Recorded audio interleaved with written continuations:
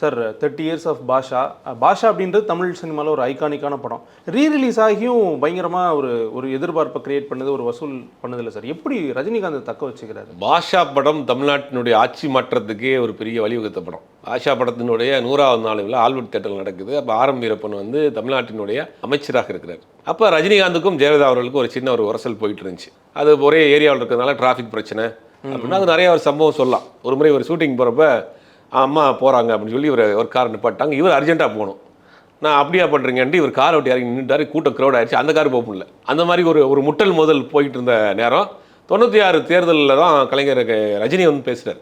தமிழ்நாட்டை இவர்கள் மீண்டும் ஆட்சிக்கு வந்து ஆண்டவனாலே காப்பாற்ற முடியாதுங்கிற ஒரு டைலாக் தான் இன்றைக்கி தமிழ்நாட்டினுடைய ஆட்சி மாற்றத்துக்கு ஏற்பட்டுச்சு.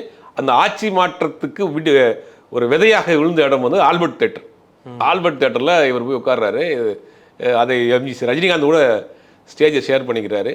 அடுத்த நாள் காலையில் பார்த்தா அவர் அமைச்சர்கள் தூக்கிறாங்க அவரை. ஆனால் ஆர் எம் வீரப்பன் வந்து அதிமுகவில் ரொம்ப முக்கியமான ஆர் எம் வீரப்பனை பொறுத்த வரைக்கும் எம்ஜிஆரினுடைய வலதுகை, எம்ஜிஆரினுடைய மனசாட்சி.